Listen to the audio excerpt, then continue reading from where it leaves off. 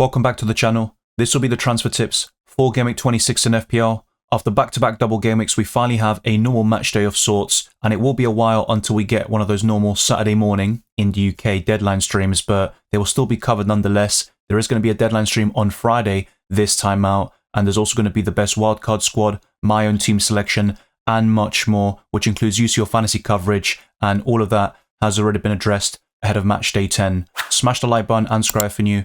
If you enjoy my content, our aim is to get this to over 200 likes and to keep on pushing towards new goals. 33,000 subscribers will be the next goal in our sights. Follow me on X, Instagram, and Blue Sky. There's also my Discord server, FPL League, Spotify, and many more links like my Patreon and the championships by clicking the join button on YouTube or going to patreon.com/DylanRCM. And you can also see the most transferred in players on screen at the moment. I'll also show you the most transferred out at this point of the game week, and I'll discuss 11 players and managers to buy, hold, sell, and skip. After a stunning hat-trick in the first half against Newcastle, in fact it was in the first 32 minutes, you saw real quality there from Marmoush with some terrific finishes, one where he dinks over Dubravka after being assisted by Edison, and we saw a lot of signs of that during his Frankfurt days. He's actually got the second most goals and assists combined this season in Europe's top 5 leagues, only behind Mohamed Salah, the two Egyptians leading the line there across Europe. But Marmoush, it took him a while, you could say, to get going. He showed signs against Arsenal and Chelsea in the first 2 matches, but it all came to fruition against Newcastle. And I have to say, those finishes were really exquisite, and he's got a lot of quality to add to that Man City attack. The only downside to investing in him right now is the upcoming fixtures, because you are really buying him in ahead of Liverpool at home. And I would argue the best time to purchase Marmoush will be Gameweek 29 in that blank game week when Man City host Brighton. Now, Marmoush has 3 goals in the Premier League this season, no assists, 7 shots, and 21 FPL points. Ultimately, it's a very small sample size, but across Europe,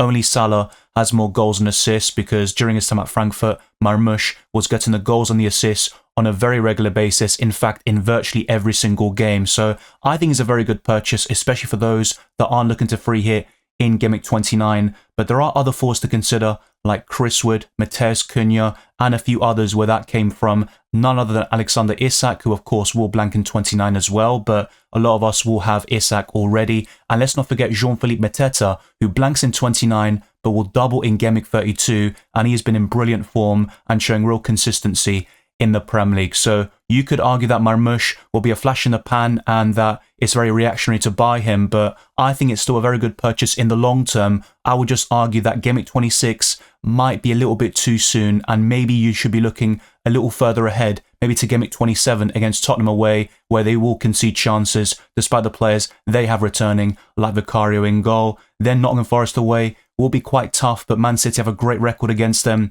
and Brighton at home, I think City could put them to the sword at the Etihad, but ultimately Marmoush, I think, is worth investing at this moment in time.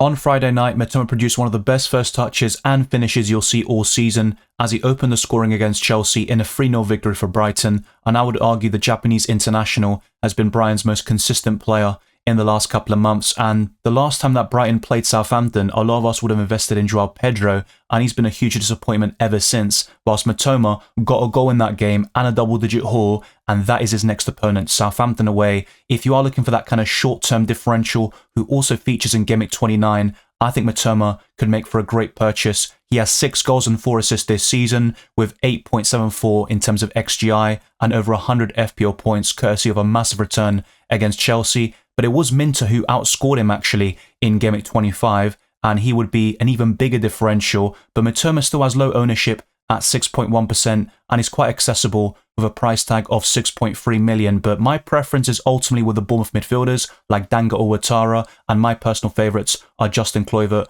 and Antoine Semenyo, with probably Kluivert in first place, I have to say. But if you are looking for a different sort of budget midfielder, and he is kind of creeping into the mid-price section, I think Mitoma would be a very astute buy for the next couple of weeks. The fixtures overall aren't great. You've got Bournemouth at home, Fulham at home, and Man City away over the next 4. But I think Southampton away is already enough where you would probably bank a return or 2. And I think Mitoma can still produce the returns in the more difficult fixtures. I have to say his underlying stats in general aren't the greatest, but they're still fairly decent for a budget/mid-price midfielder, with 12 big chances, 32 key passes, and 8 big chance created. So I think Mitoma is worth buying, especially if you're in the market for a differential midfielder.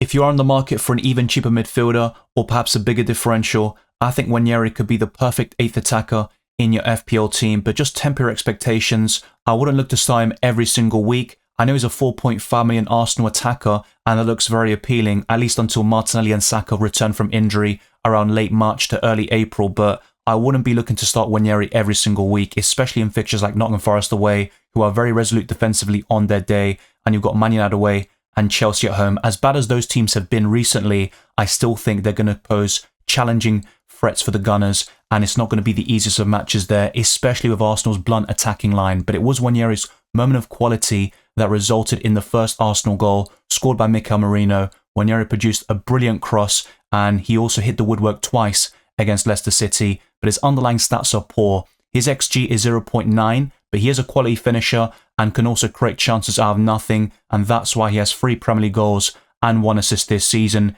He even came off the bench against Man City and scored immediately, so he's got a lot of quality for a 17-year-old, and his ownership is 2.2%. He will go up in price fairly soon, according to livefpl.net. 39 FPL points can definitely be bettered, and I think Nwaneri could possibly hit 100 FPL points, depending on his minutes from now until the end of the season. But until those Arsenal forwards are back in Martinelli and Saka, Nwaneri should play every single game because he has made such a difference on that right-hand side. So I think Nwaneri is the best 4.5 million midfielder at this moment in time. You could also argue that Beto at around 5 million, or at least he soon will be at that price, he will be the perfect 8th attacker, but you'd be tempted to start him in every single game week the way he's playing, and Everton have been a different beast under David Moyes. But in terms of a 4.5 million option in the midfield or forward line, Nwaneri is the very best. In last week's Transfers podcast, I covered Cole Palmer and said he was a purchase, but he was very disappointing against Brighton. He missed a half chance and was very ineffective throughout most of that match. But in 2025, he has created over 30 chances for his teammates and none of them have been converted. So you could argue a big return is coming, and you'd also want him to score more goals himself, of course. And last season, I've always said this, he scored 10 penalties, which massively boosted his FPL credentials. And don't get me wrong, he is still a great option without those penalties, but that just made him go to another level, and that's why he was the highest scoring player since Gameweek 7 last season when he made his debut. But of course, Mohamed Salah in this campaign is completely trouncing any other FPL asset. But Palmer has the likes of Leicester and Southampton at home in the next 4 game weeks. Arsenal away looks very tough, especially considering that's going to be a blank game week and you want the very best options possible on the free hit or with your normal transfers if possible. And it's Aston Villa away next, where I think Palmer could do well,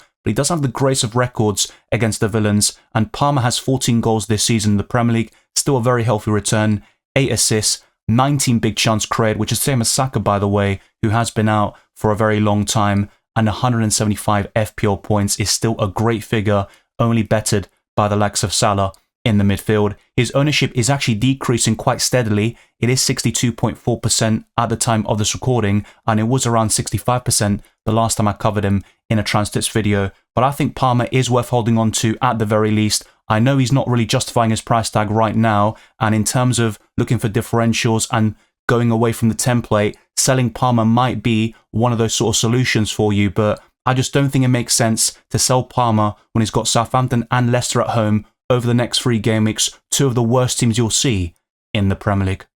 In similar fashion to Chris Wood, Matheus Cunha is one of those players who kind of defies all the stats, and he might not have the best underlying numbers, but he still produces some very healthy returns. And against Liverpool in the second half, Wolves put in a great performance, having 10 shots to Liverpool's 0, and Matheus Cunha scored a brilliant goal from outside the box to really pile on the pressure on the league leaders. He's got 12 goals and 4 assists this season. 30 bonus points is incredible, and I know they like to change bonus points towards the very end of the game week, so maybe he will have 1 less FPL point and bonus point as a consequence, but Matheus Cunha is currently on maximum bonus points against Liverpool. Despite being on the losing side, he is sharing it with Luis Diaz, who scored and won a penalty for that FPL assist. And you look at Cunha's upcoming fixtures: Bournemouth away, Fulham at home, Everton at home, and Southampton away in blank Gameweek 29. That is perfect. And that's why on the free hit, or if you're making a transfer in the forward line for Gameweek 29, I think Cunha might be the very best option. But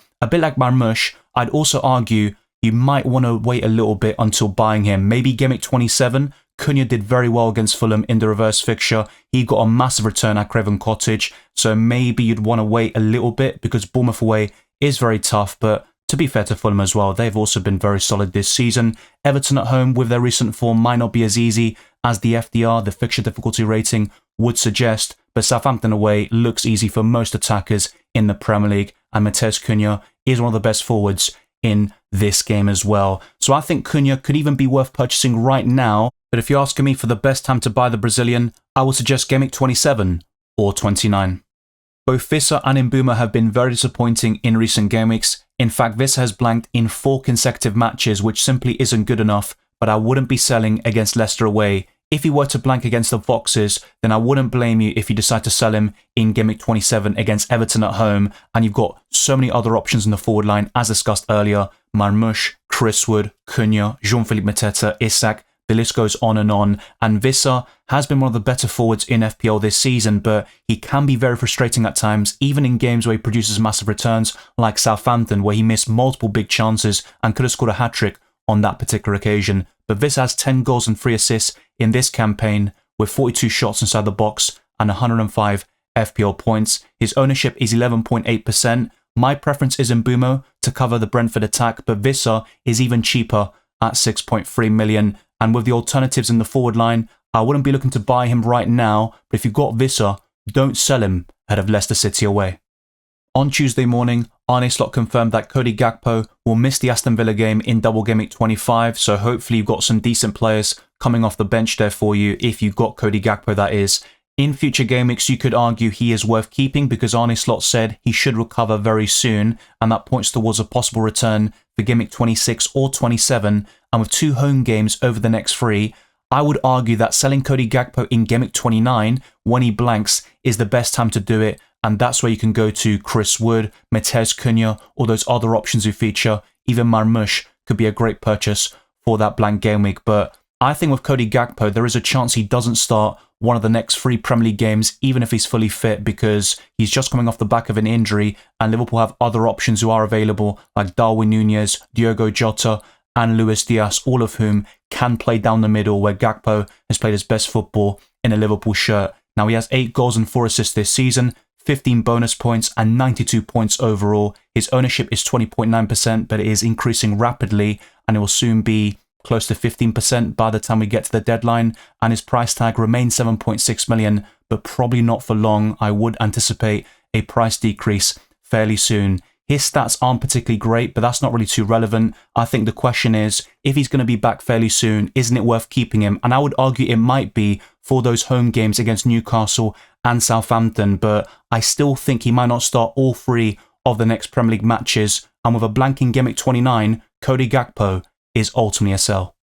During the final Merseyside derby at Goodison Park, Ndiaye picked up an injury around 25 minutes into the game, and he's going to be out for several weeks, as reported already on this channel during the deadline stream, in fact. So David Moyes said the following on Friday morning. He's got a medial ligament injury. It's not looking great. Not sure how long it'll be. It will certainly be a few weeks. So hopefully Ndiaye gets well soon, but he is going to be out, and going to Beto might be a very simple yet effective solution. He's even cheaper than Ndiaye, in fact, and showing real consistency leading the line for the Toffees. And Ndiaye has 6 goals, no assists this season, 15 bonus points, the same as Cody Gakpo. The upcoming fixtures were quite promising. I thought Ndiaye could do fairly well against the likes of Crystal Palace that just went by, Man United, Brentford, Wolves, and West Ham, but ultimately he is a sell. I would just argue that it might not be the biggest priority for you, because if you've got 5 solid midfielders and 2 competent attackers, you could maybe make other changes in your team, which might be more important than your budget forward, your 8th attacker, so to speak, which Ndiaye would be in most scenarios. But I would be looking to sell him. It's just a matter of timing and which other fires you have to put out. But I think the likes of Beto could be a great replacement, not to mention Chris Wood, Cunha, Jean-Philippe Mateta, and Marmoush, if you've got the funds. It goes from bad to worse for Manchester United, as Amad Diallo, their star player this season, could miss the rest of the season with ankle ligament damage. It was actually confirmed by the club and Amad Diallo themselves, and it was reported several days ago by the likes of Chris Wheeler. So hopefully Amad Diallo recovers very soon as well, and he was a great FPL asset for his price tag. He scored a hat-trick against Southampton only a month ago, and he's got 6 goals, 7 assists, and an XGI figure of 7.45 in the Premier League this season and 107 FPL points, and I've been very consistent in the last couple of months. I'd rather go for Amad Diallo than Bruno Fernandes. You save millions in the process, and because of how inconsistent the Red Devils are, I think it makes sense to go for Amad Diallo as your 7th or 8th attacker, but you might be looking for replacements right now, and I think selling Amad Diallo is a bigger priority than Ndai, for example, although that's certainly subjective, but the injury layoff is going to be even more extensive, and he's more expensive than Ndai, and you've got so many different options in the midfield, and I think Bournemouth midfielders would be the priority. Kluivert's my favourite, followed by the likes of Semenyo and Dango Ouattara. Now, I think the second place for that kind of cherries ranking might change, and Dango Ouattara playing down the middle is more appealing than Semenyo right now, but Kluivert is on penalties. If you can stretch to him, that would be my recommendation. Wanyeri as an 8th attacker could work fairly well, but maybe not to the same level as Amad Diallo. And you've also got Mitoma if you can go to 6.3 million midfielder in your ranks. But Kluivert would ultimately be my favourite replacement, and I think Dango would be attainable for most people watching. So Amad Diallo is a sell. He's going to be out for several months, perhaps for the rest of the season, and that is a massive blow to Manchester United. Do you remember the beginning of the season when Diaz was outscoring Mohamed Salah and people were saying we should save a lot of millions by going for the Colombian instead?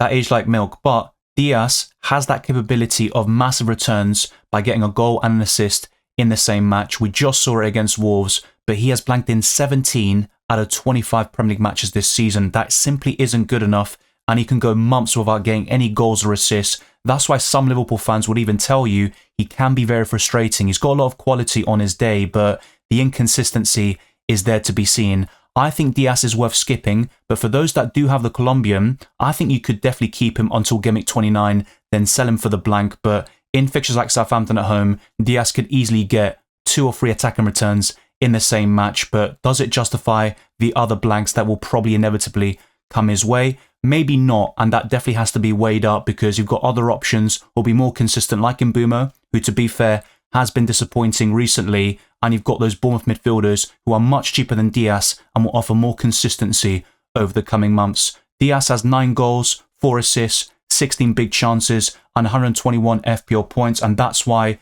he remains a fairly template option at 17.7% ownership. And the other stats are decent: 28 key passes, an XG figure of 7.09, and 48 shots, but only 3 big chances created. And I just think with Diaz, he can be very frustrating as an FPL asset. And with Liverpool, I think Salah and Trent remain their best options.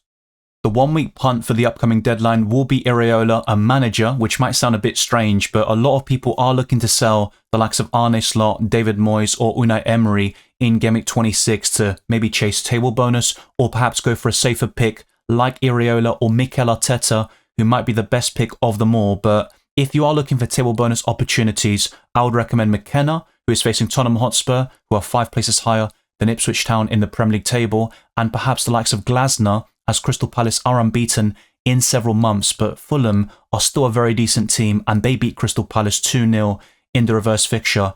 As for Iraola, this could be somewhat risky still because in terms of Bournemouth's head-to-head record against Wolves, it's 4 wins out of the last 10 matches for both sides and 2 draws, and in fact, Bournemouth haven't beaten Wolves at home since 2015 in the Championship. But the last 2 meetings have been positive. There were 2 victories for the Cherries, and that included a 4-2 win this season, but Wolves had a different manager at the time. So if you just want to go really safe, Mikel Arteta might be the best option. For table bonus, I'd be looking at McKenna, or perhaps going, like I said, for Oliver Glasner. And there are other opportunities in terms of chasing those high returns. Maybe Ruud van Nistelrooy against Brentford, because Leicester have a great record against them historically. But I think Iraola could be a very good choice, and I would back Bournemouth to win this game. In terms of the last 3 game weeks, since you could see these manager stats on the FPL website, Bournemouth have 2 wins, 6 goals, 1 clean sheet, and Iraola himself has 22 FPL points. But essentially with this chip, you're investing in the team, not the manager, despite the name, because if this manager gets sent off, maybe he gets sacked or whatever it is, it doesn't impact the FPL points, and ultimately it's about what the club, the chosen club, do in terms of performance and the results. So I think with Iraola, he is worth going for as a 1-week punt, and last week it was Marcus Rashford He got an assist off the bench against Ipswich Town with a 5-pointer, and we'll see how he does against Liverpool on Wednesday night. But in terms of managers, let me know your favourite for Gameweek 26. I've got Arne Slot myself, and I've got a big decision to make in terms of the best replacements for him, or maybe I just end up keeping the Dutchman as Liverpool top the Premier League table, and they've been flying from the beginning of the season. But there are so many different ways of playing FPL at the moment, which is great to see, and we'll talk all about this in my team selection video and the deadline stream. The most transferred out player ahead of Gameweek 26 is Amad Diallo, with over 400,000 FPL managers selling the Man United winger. Gakpo, Palmer, Jackson and Ndai complete the top 5. 4 of them are injured, and Palmer is still in there. He's the only non-injured player, despite facing Southampton and Leicester at home over the next 3 game weeks. I think that could be a massive sting if you end up selling him. But of course, you can play FPL in different ways, and going against the template is advisable at times. You've got to pick your moments and choose your battles wisely. But I think with Cole Palmer, that could be a massive mistake. Let me know your thoughts down in the comment section below as always. And thank you very much for watching this video and listening to this podcast. If you enjoyed it or found it insightful, then like the video and subscribe to the channel, hitting that notification bell in the process so you never miss a single upload or live stream. Follow me on X, Instagram and Blue Sky, DylanRCM and FPL Dylan. That's how you can find me. There's also my Discord server, FPL League, Spotify, my Patreon and the championships. All of that is in the description, and you can also click the join button on YouTube. I wish you all the best of luck for Gameweek 26 and the rest of the season, and I'll see you on Friday for that deadline stream.